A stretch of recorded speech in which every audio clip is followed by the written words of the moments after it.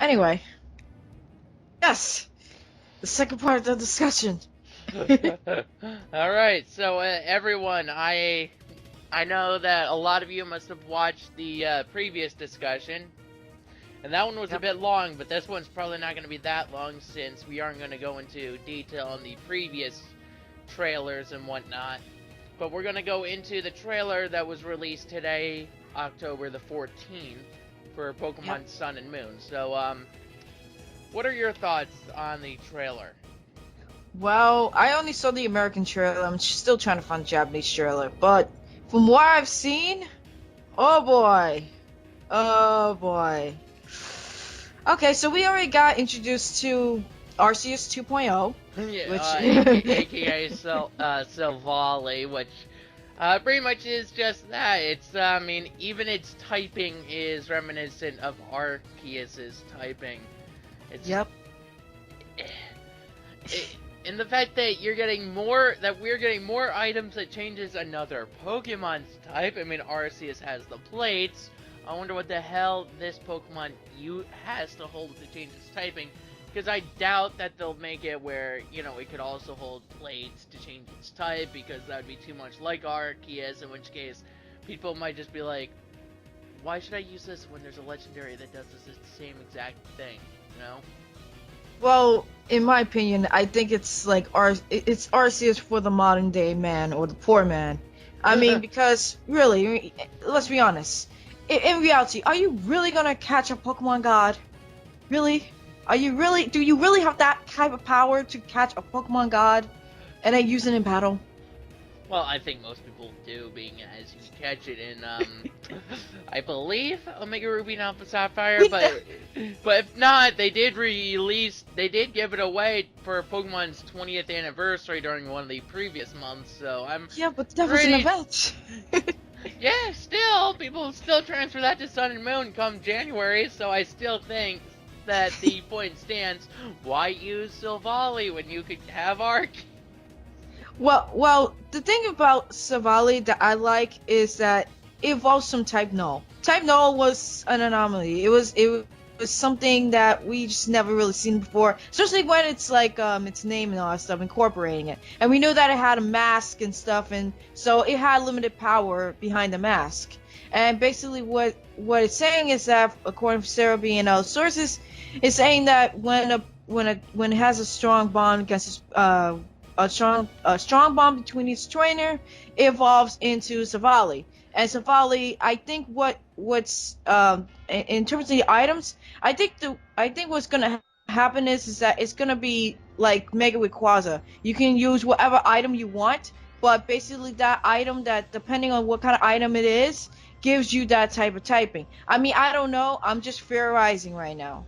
And not only that, would it be kind of interesting if we could use the plates of Arceus? I mean, Well, it well, can be well, possible. well, here's the thing that it says. By inserting exclusive items into the drive on Silvali's head.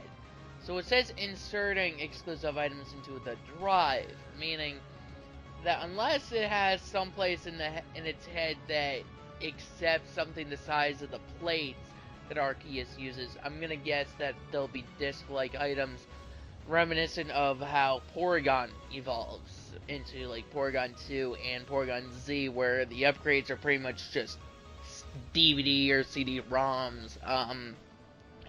Where you'll probably find, like, say, I don't know, I'm gonna just make up a name here, like a fire disc or an ice disc or something, that you give it Oh, to it, so and so then so that wouldn't way. that be Gensect? I think that it's pretty much that, but Genesect never changed typing, unless I'm mistaken. Sure. But pretty much it'll probably be like a Genesect that can change type and whatnot. But still, so causing Savali's somatic cells to mutate and glow. The RKS system enables its type to change, and its cells glow with different colors of light depending on its type. So, yeah. And we even see that in the trailer when it's using multi-type. It's using types of the type that it originally is, like fire, water, and grass. And also, I like how they incorporate the Arceus system with Arceus. So it was like, oh yeah, this is a synonym for Arceus. Like, oh, Yeah, wow. RKS. Yeah. So I mean I like it. I like its design. I think it's pretty cool.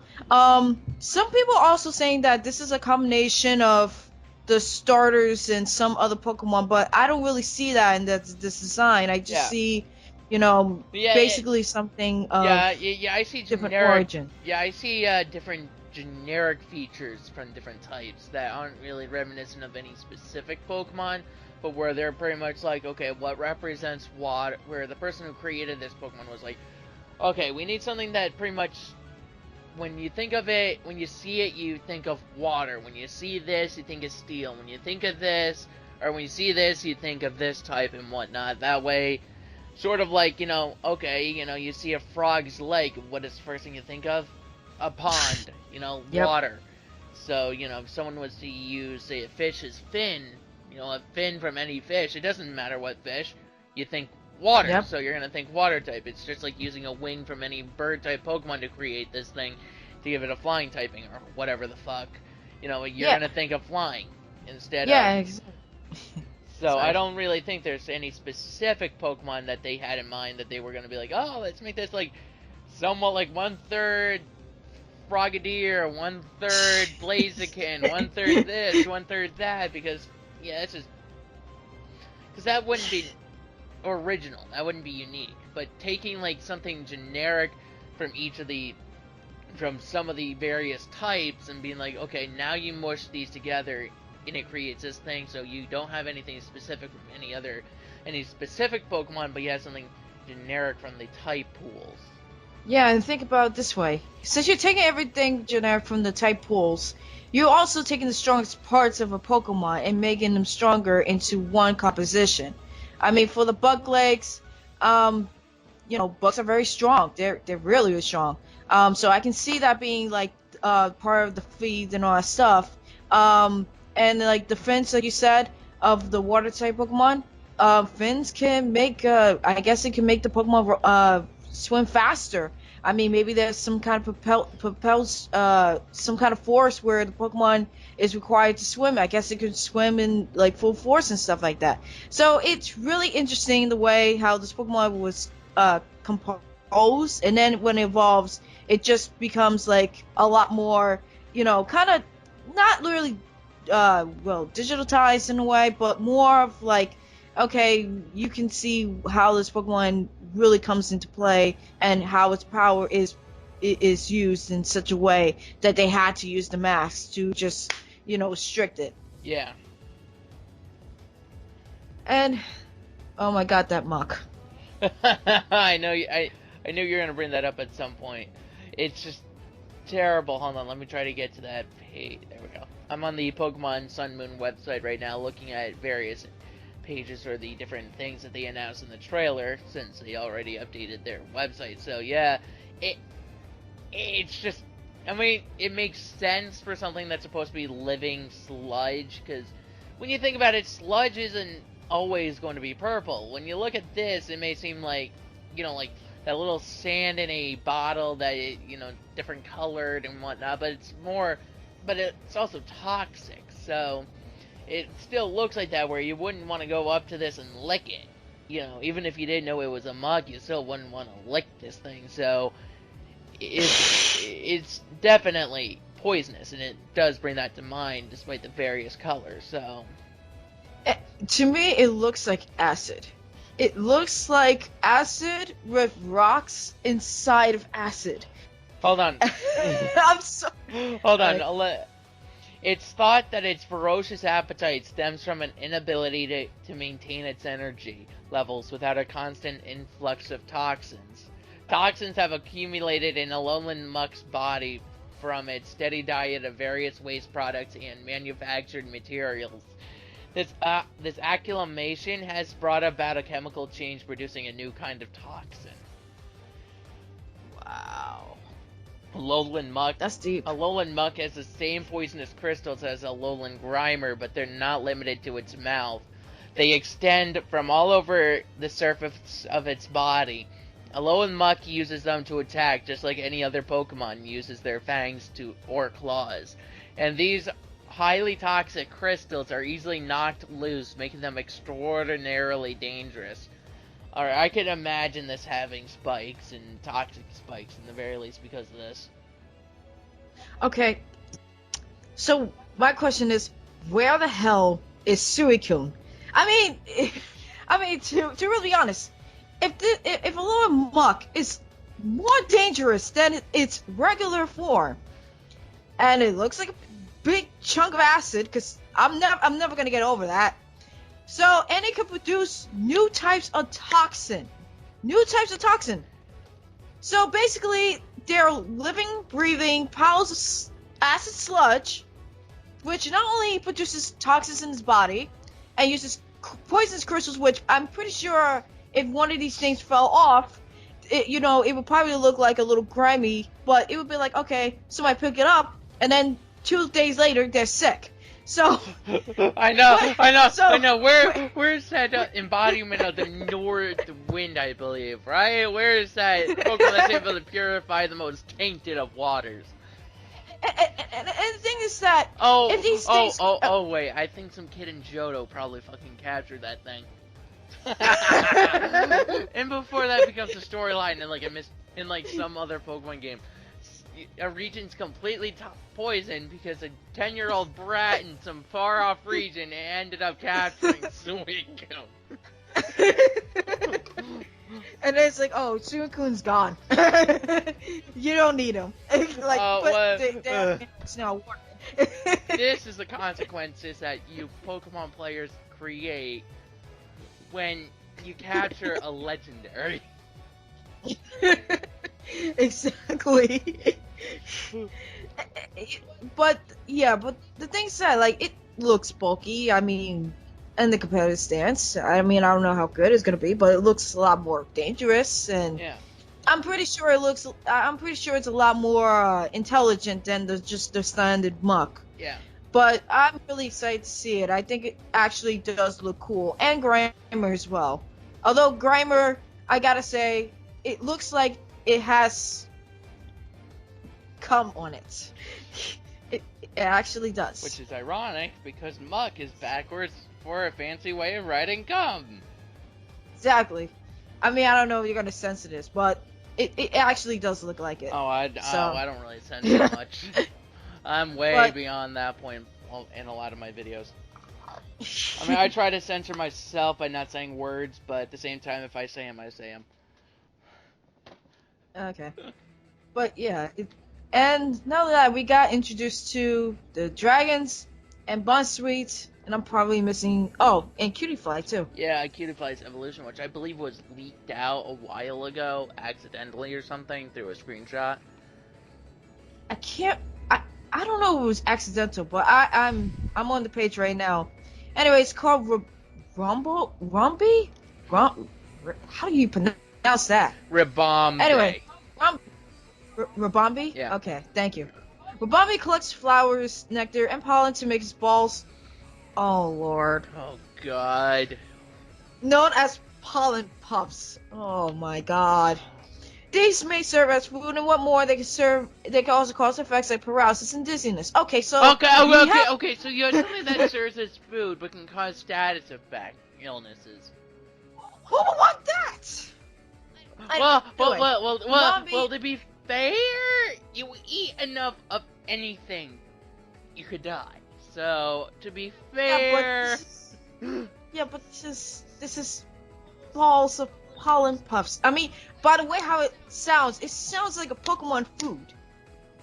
It sounds like a Pokemon food. Well, I guess... And it is served as food. Well, I guess when you live on a small group of islands, the whole stereotype is that you're gonna be cannibals and eat anything. Then what's the pigs? Where's the pigs? But anyway, let me go back.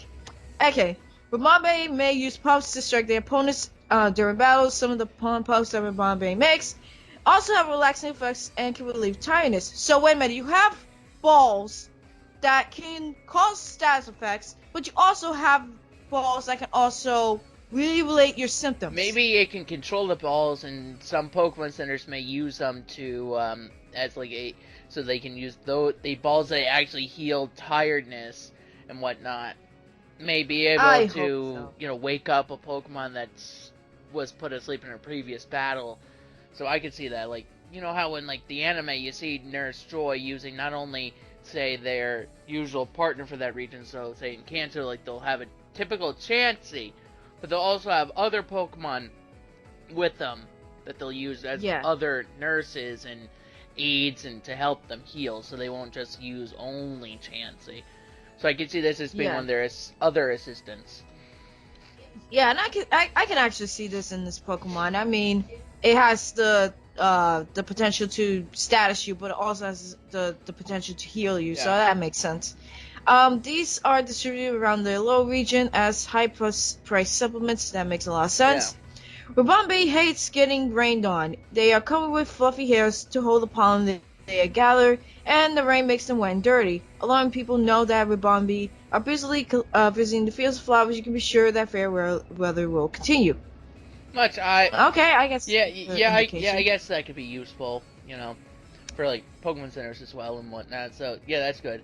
For an island, it makes sense as well. I can imagine the farmers that started the Alola region and whatnot that may have been there for like hundreds of years ago may have used Rabombe to tell whether or not it's gonna rain or not that day. Yeah, and oh, sorry. Yeah. Yeah, but yeah, this is a pretty Pokemon. I mean, I don't know how it's gonna be good in battle. It looks like it's a healer. It doesn't look like it has a lot of power, but I might be wrong on that. Yeah. It has Honey Gather, which is very useless, and Sheer Dust, which is not really used that much. I kind of wish that it had a different ability, like maybe dual status, like maybe it causes confusion but also causes paralysis. But I would think that that'd be too broken for Pokemon. So, I guess in terms of it's just stereotypical, you know, bug Pokemon. I mean, we don't know what its power is. I mean, it looks cute and all, but we'll just have to see how this goes. Yeah. Anyways, well, I guess that settles Rabombe. Let's go into the dragon fighting types. Besides for the Jangmo-O evolution, or however you pronounce that. I mean, to be honest, with the dash, it seems more of a robotic name than the one that Savali has.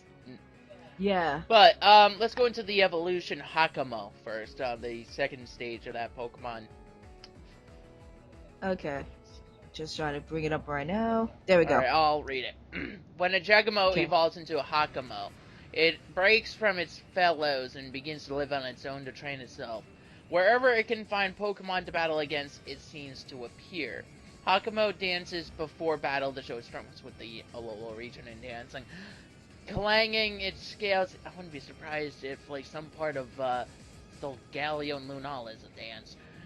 The dancing lion and the dancing bat. Congratulations, you got an entire dancing region. I can't tell whether the region's in peril or if they're partying too hard. I mean, Probably both. no, it's Team Skull. Let's just dance.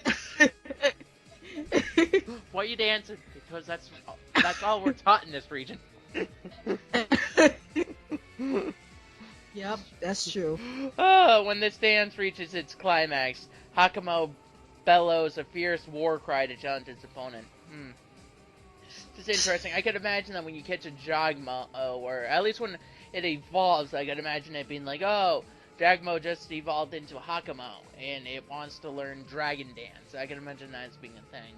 That would be actually pretty damn cool. If you get him Dragon Dance immediately off the bat. Yeah, and I can see that being as, this one I can imagine dancing a lot better than Jagamo, so I can imagine when you evolve it, it might be a move that you get immediately, if not shortly, like a few levels after evolving. I might actually draw like maybe a picture of Jagamo dancing. I mean, it's not gonna be a silly dance. It's just gonna be like a sword dance. Yeah, and but or Dragon Dance. Yeah, you should draw Hakamo, like all the current Pokemon that we know of in Alola that dance, like the Oricolo and whatnot, Yeah. and Hakamo and whatnot, dancing all in like a dance group. Yeah, I may actually do that. Thank you. Okay. Okay. With the Oh, words yeah, on you were with the reading. words on top saying "Welcome to Alola." That would be nice. I think I actually will do that. All right. Its Okay. scales make for fine armor, so Hakamo doesn't worry about self-defense as it makes multitudes of strikes and overwhelms its opponents. But as a result, its scales often become damaged and get torn off. They grow back immediately, so this does not cause Hakamo undue concern. In fact, it views a number of lost scales as proof of how ferociously it has fought, and brandishes its barred arms in a boast of victory. Why does it seem like this Pokemon should have been in Kalos? I think this Pokemon should have been a Steel type, to really be honest. I Same mean, here. And with it saying its scales make great armor and then fall off, I just keep thinking knights. They use the scales of this Pokemon to have created the suits of armor. yep. But really, it's a warrior Pokemon, so I can see why they go with the fighting typing because it's a warrior Pokemon. But I mean, if we ever get an eighth installment of the games, I would really like to see like at least a Mega Evolution where it encompasses the armor and becomes Dragon Steel type Yeah, for the very to be least. honest, this thing only has the only way it's a dragon type is because of what it looks like. And I think that's a bad excuse because they don't make Charizard a standard dragon type. So just saying, Yeah. oh, this Pokemon's dragon type because it looks like dragon. Sure, Yeah, but you gotta remember, there's like, Charizard. You could have made it Fire Dragon instead of Fire Flying. Dragon encompasses flight more often than yeah, not. I mean, look at Dragonair. I believe you could teach that Pokemon Fly. Not Dratini, but I believe you could teach Dragonair Fly. So, yeah, but you also have to remember there's also different categories of dragons. I mean, like, there's Chinese dragons that can actually fly, like Gyarados, even though he can't technically fly in the game, so he can fly. There's Dragonair. There's Charizard. Yes, I understand that Charizard should have been dragon, but there, I think I heard this a long time ago. The reason why they didn't want to make Charizard into a dragon type because it would have been too overpowered. Even though, like, in first gen, like, the only dragon move you had was Dragon Rage. yeah. But I can see the point because if you were playing first And it gen was your and you first got time and you chose Charmander, by the time it yeah, evolved into Charizard, it would be a dragon type, and so you would eh, and back then and for a while until fairy type dragon types were too OP, where it's like everyone competitively would at least have one, maybe three dragons on their team. exactly. So it wouldn't have been overpowered. So I get that argument. I'm just saying, like, if I just wish there was like a split evolution, to encompass its scales and stuff, make it more defensive and stuff like Yeah, that. same. And then we have its evolution. What is with the I have no idea. It throws me off. It's Como? yeah, Oh my it's god, it Kumo. sounds horrible. It's Kumo.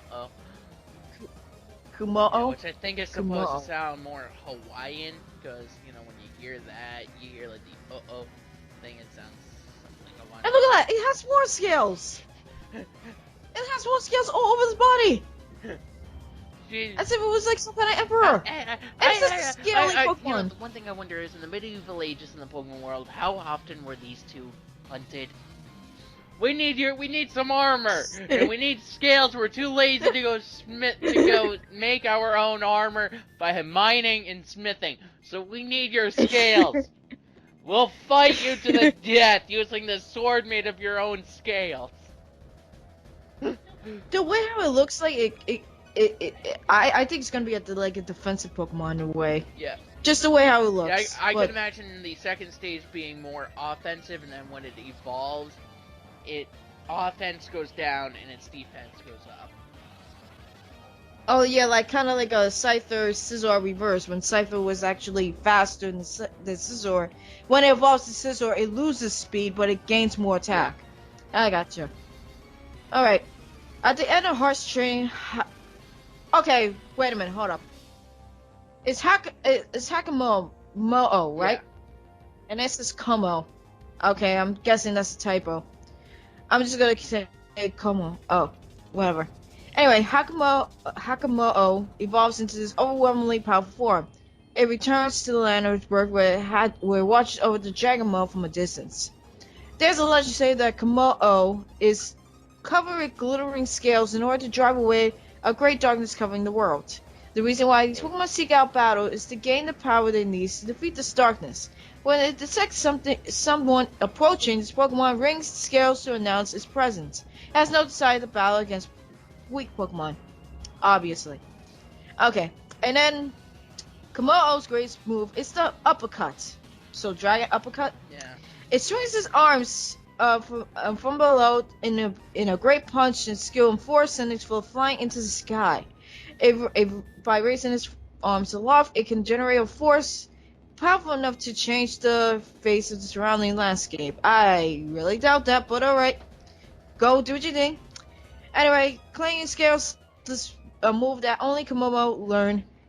It scripts the scales covering his body against one, attacking with a great clamor. After this move, Komomo's defense is lowered. Okay, so we were kind of wrong on yeah, this. so it sacrifices some of its scales to attack, and then by doing that, it reveals like a weak point on its body. But isn't it like close combat? Because close combat does the exact same thing. The only difference is it's like, oh, instead of lowering like just defense, it lowers special defense and defense all together.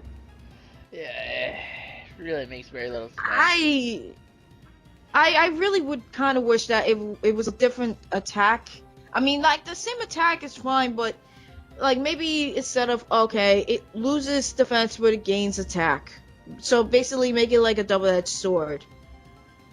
Yeah. Kind of like that. Yeah, exactly. And I could imagine, and one thing I was thinking, by raising its arms a lot, it generates a force powerful enough to change the force of the sends its spell flying into the sky. I made me think of like Sky Uppercut, so I can imagine it learning Dragon Uppercut and Sky Uppercut as well. Yeah. So like that, maybe Mega Punch, and then Dragon Tail would be replacing one of the attacks, a Sky Uppercut with Dragon Dance would be a viable strategy. That would be broken. And I'm surprised it doesn't have any mention of... Is there any mention of dancing? I don't think there was in this one. No, it's just like it protects scales is like there to protect the darkness. So I would really think that Dragon Dance combined with maybe not Power Up Punch, but maybe Sky Uppercut, even though that's not really a move that a lot of people use, in combination with whatever attack what attack it has, changing clanging scales, you will have to encompass bulk on this Pokemon if you're gonna go like that full force, or you're gonna have to make him in a way where you're not using that attack but you're using some kind of standard attack where it's like, okay, you don't have to sacrifice defense in order to gain a big powerful hit. But then again, like I said, close combat, I mean, they could have just done that and put that in this Pokemon's moveset, but like I said, I don't know. We don't know much about this Pokemon's stats or anything like that, so we're just gonna have to see. But it looks a very powerful Pokemon. It looks very promising, and I love the design on it. And I love that we got a warrior, freaking dragon warrior Pokemon. Finally, it's been ages. We finally got one. Too bad it's gonna be wrecked by fairies. Yeah. Yeah, exactly. It's gonna be wrecked by fairies. Yeah. It will be. It's just, there's no arguing that, and which is just sad because this thing looks like it could squash just about every fairy type out there. That's why I say that this Pokemon should have been Steel, but you know what? I'm happy with the fighting typing. Just keep it away from fairies, and you should be good. Alright, let's move on to Stene, or the evolution to Bounsweet, the second stage evolution. I can't believe that little thing survived enough to evolve into two stages. I'm impressed. Same here. I mean, that Pokemon that, with all the mentions of it being eaten and whatnot, just seems like it was doomed to die and go into extinction long ago. I'm like, are you gonna survive long enough to actually evolve and make Are you it? Or are you are just you gonna certain you're not one of the fossil Pokemon? like, oh, we have Bonsui on this region. They went extinct because everybody kept on using them for air fresheners, whoopie balls, and food. All right. The calyx on Stenny's head is harder than Bound Sweets, so Stenny is no longer worries about being stabbed by other Pokemon.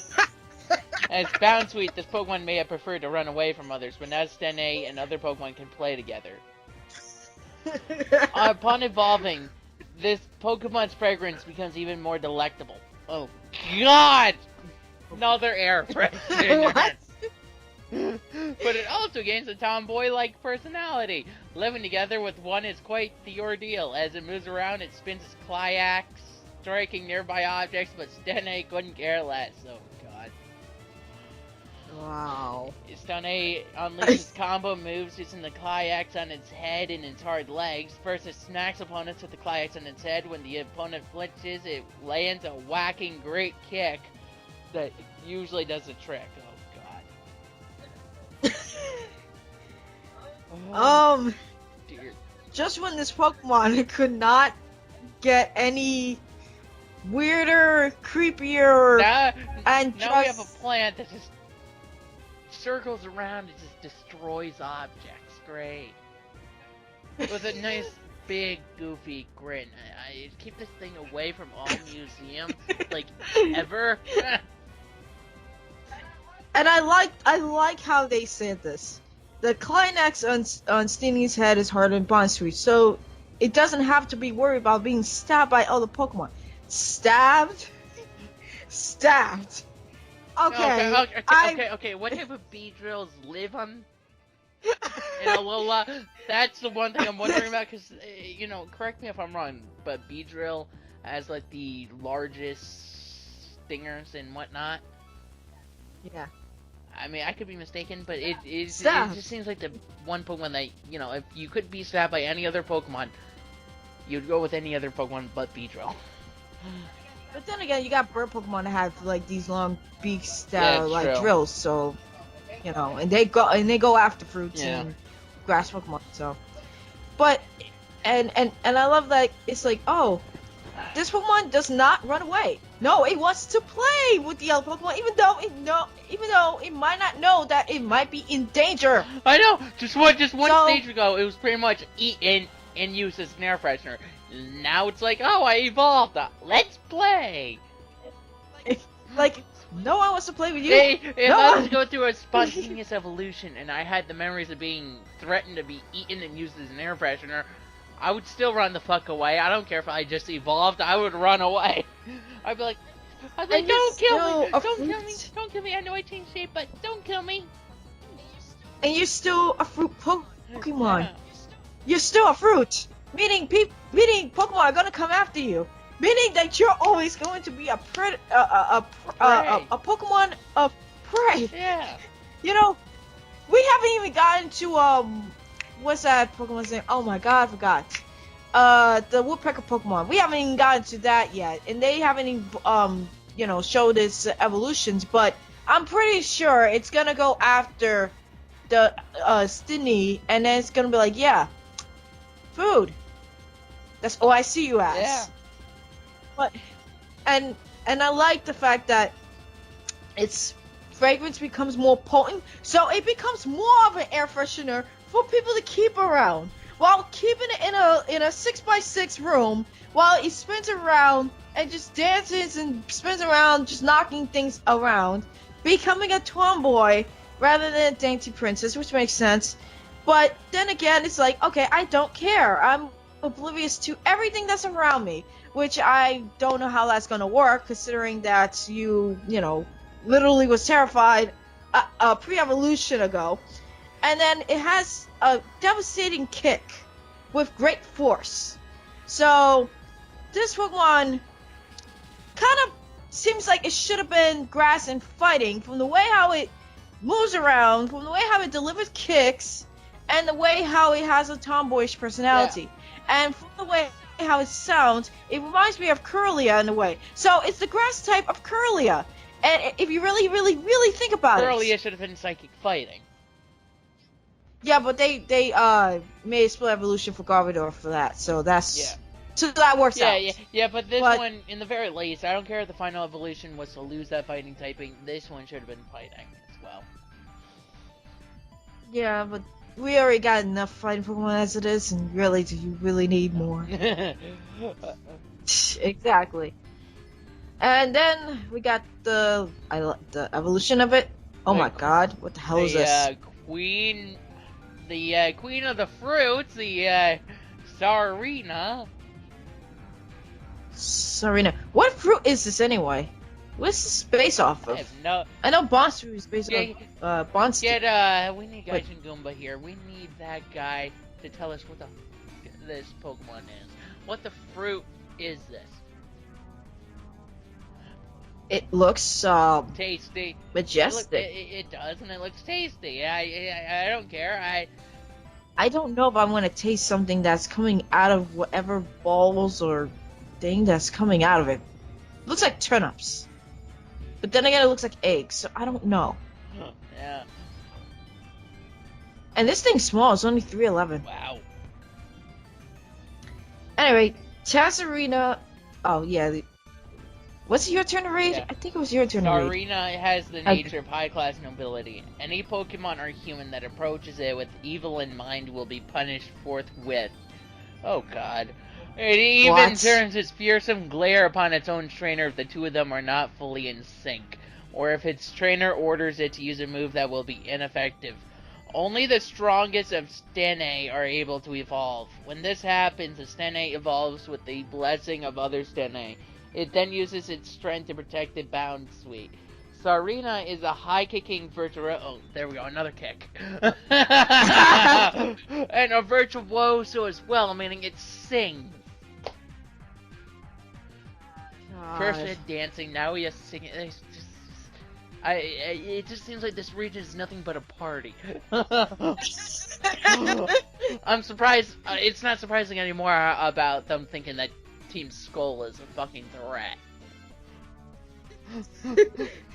I know, right? Team Skull is probably writing in people's homes. I'm a dick, signed owner of the home. And they probably don't realize it because they're too busy dancing the Macarena. Oh, I you in the gym. I'm dancing. Leave me alone. It has honed these skills beyond the level it achieved as a Stene, and it attacks with graceful movements. At the same time, its fragrance mesmerizes its opponents, dealing them with a secondary attack. Chope Kick is a move that only Sarina can learn. It lowers an opponent's attack by showing it with blazing hot. Oh, great. It could probably learn Blaze Kick because of this, in a style similar to that of originating from tropical countries. It said that this Pokemon loses its strength if touched on the ground, like poor mutants on its head. Oh, God. Some Sarina have the Queenly Majesty ability, which no other Pokemon has previously had. The effects of Queenly Majesty are so intimidating that it prevents opponents from using priority moves. Finally, we got a Pokemon that actually looks very decent, that stops... Wait. We got a Pokemon that has that. It's called that stupid Bruxish? That tropical fish thing? Doesn't it have an ability that actually stops priority moves? I think so. So basically, we have the same exact thing going on. Wait a minute, hold up. I'm just gonna do this. I'm gonna see because it's the same thing. It's the same exact thing. It's the same exact thing because on the fish, it's the same exact thing. We already got a priority move. That I remember in the fish. I just don't remember the stupid name. Because I really don't like the Pokemon, to really be honest. Come on, fishy, fishy, fishy. I mean, it's a nice design. It's kind of cool and stuff. Ah, there we go. This ugly fish. Bruxish. There we go. I might be pronouncing that wrong. I'm so sorry. I'm raping the name. Ganache Teeth Pokemon. Dazzling. There we go. Bruxish can have the new ability Dazzling, which no Pokemon has ever had. The dazzling ability prevents opponents from using priority moves that normally strike first. So, okay, so I guess that this has more, dazzling has more priority than, Mastery Queen, Really, whatever, but Majesty, but that just brings that question to mind. What if if I was to give if I was to give this Pokemon a priority move, and you were to give Braxis another priority move, who would cancel out whom? I think they both cancel out because their abilities just both cancel out altogether. Yeah, but then who it's gets the priority? Bruxus, I think, because it's specific. It's for priority moves that are being used first. So if you're using Helping Hand, I'm gonna stop your Helping Hand. Mm. Just plain and simple, because Helping Hand has like the highest priority for some strange reason. But other than that, again, don't know why this is not part fighting or psychic or whatever. It's pure grass, so it's not really too great. It uses strength to protect the Bond Street. I think that's really nice. The Bond Street does need protection, especially when you have all these Pokemon coming and pretty much, treat them as their food and stuff, and technically they are food. And then you have the strength of them. Teresa has the strength, so it's not like this dainty, frail Pokemon. It's actually a pretty strong Pokemon with drop kick, and I kind of like that they use that as an inspiration from other countries that actually have this technique in maybe dancing and all that stuff. Similar how Infinite has that whole damn it, I can't remember what the style is, but it's basically like a type of dancing, but it's also look like a type of fighting style as well. And I like that. So on my I might actually have these Pokemon together because they're just so similar in a way. But I also really think that it's very weird that it's trying to imitate not only Vespiquen, but it's trying to imitate Lidigan as well with the whole Majesty type of motif and stuff.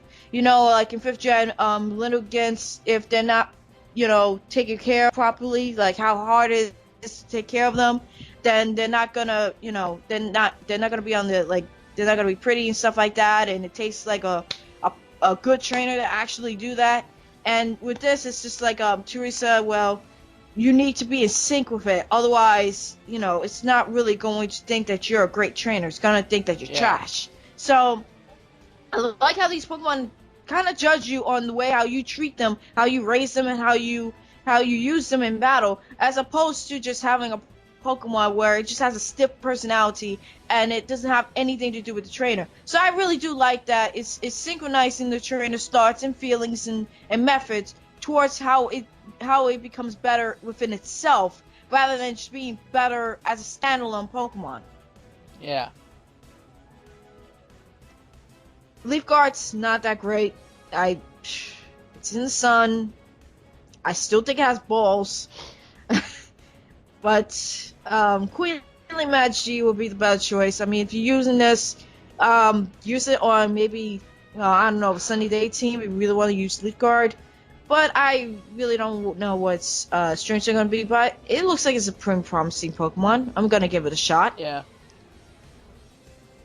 And I think that was it for all the Pokemon that was revealed, unless that was missing. It for all the Pokemon. Now we have the introduction of a new Kahuna and a new trial captain, the Olivia. So okay.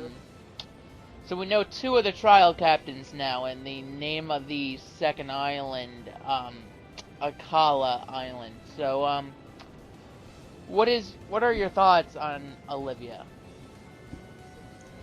Let's see. I'm on Olivia's page right now, so Olivia is the Kahuna of the Kala Island, the second island that you visit on your island challenge. Her skill is extraordinary. Okay. As only could be expected with someone chosen to serve as the Kahuna at such a young age, she still insists that she's just a normal girl. Normal girl. How old is this normal girl? Well, I Okay, think it's mostly saying that she has, like, some sort of extraordinary, like, ability. Say something like psychic or something, but she is like, oh no, I don't really have this, I'm normal, sort of, like, denying it, so she insists that she's nothing special. Like, she doesn't want to seem like she's better than anyone else, while she has some sort of extraordinary power, so... from the way how she looks like and the way how she's like she looks like a very confident girl. She kind of looks like she could be like A psychic or witch, dark. like a witch It could go either doctor or way. something like that. She looks like Yeah, she and looks like one of those witch doctors that are like, oh no, I'm just a doctor. I'm not really a witch doctor. I mean, that you're mixing a bunch of stuff together. yeah, Well, chemists yeah. mix shit together. Call them witch doctors. Well, yeah, well, you're Exactly. dressed like one. You're mixing stuff that you found in nature. Chemists don't really do that. And she's like, oh no, I'm just. So, yeah, which But really fits with the motif of the game, having a kahuna yeah, that's like a witch doctor or something, so that makes sense. yeah, and I really do look forward to wondering what Olivia's specialty is in terms of being extraordinary, because every one of the kahunas is kind of fascinating to look at and Yeah. stuff and to read about. So I'm just looking forward Yeah, to and that. I'm looking forward to seeing what the Guardian of Kala Island is gonna look like, so that'll be nice. And then we had the boy, I The forgot his girl, name. Ilma. Oh, that was a girl? I'm so sorry. An I am expert so in sorry about normal that. type Pokemon, I mean, Captain Ilma graduated from the trainer school and is a hero to the students of that school. not. I don't know. She has that Sharon kind Yeah, of and I, look. yeah, and I The look. believe she's gonna be like the first, trial captain that we face, if anything. Like, because I wouldn't be surprised if they're announcing they announce the trial captains out of order, and that this is gonna be the first one that you face, being as its normal type. And I believe in the trailer, which I'm also watching on the side, trying to keep up the discussion here and there. I believe you meet her early on based on what the trailer has, and then you see her in that cave that they showed off in like a previous trailer when showing off the first of the trial, like the first scenes of the trials and whatnot. Yeah, and I have a question. How is she a hero? That's one of the things I'm actually looking forward to. Like, how is she a hero to the other students at school? Yeah, same. Because she just has a mysterious air to her. She's an intellectual who basically is extremely smart. So I assume there was some kind of distress in school, and that she was probably the only one out of everybody that knew what to do, and the situation called for it. So that's probably why everybody's calling her a trainer and a hero. And also, I like that she doesn't look like a girl. She has that slender look to her, and it's like I like it. I like it because it's individuality, and that's why I really think that's why she kind of stands out, but not really stands out. So it's really weird. But I look forward to seeing the new Kahunas and the captains and stuff. I think it's really, really great how Pokemon is actually developing this, and throughout all the months and days coming up to the release of the demo and the release of the game, I think Pokemon's really doing a very good job in illustrating the Pokemon, the Kahunas, the trial captains, the teams, the Ultra Beasts, and everything that this game has to offer, and so much more actually. I didn't even get to the game, like some of the gameplay, but that's another discussion for another time. But it's coming together in such a way where it's like X and Y did not. It had that excitement, but X and Y turned out to be kind of a total disappointment. Where Sun and Moon is becoming more and more of a very festive kind of bright game, where it's not just about Pokemon battling, but it's more about interacting with other people and enjoying other features of the game that many people were like, oh my gosh, they actually implemented this in the game. And it also inspires people who probably was not into Pokemon to get back into Pokemon, and people and newcomers to get into Pokemon, because there's just so much to Yeah. do. It's not just battling; it's also mini games. You can also talk to your friends. You Yeah. can and participate in a party. So you can do a whole bunch of stuff in Pokemon Sun and Moon. Yeah, you can. Yeah, You know. So I'm really same excited. here. So Pokemon, sorry.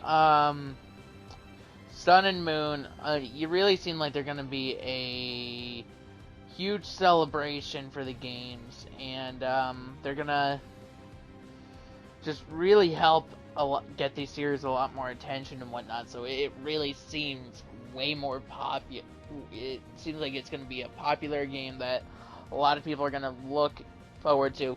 And I believe, even one of the people who, at Game Explain are like, who don't play Pokemon too often are like, oh, even I'm looking forward to this game. So this game really does seem like it's a nice little way for Game Freak to help get more people to play Pokemon again. So Yeah, exactly. Especially when we already got like I don't know the exact numbers, but there are probably like millions of people who play yeah, Pokemon on a just on a daily basis.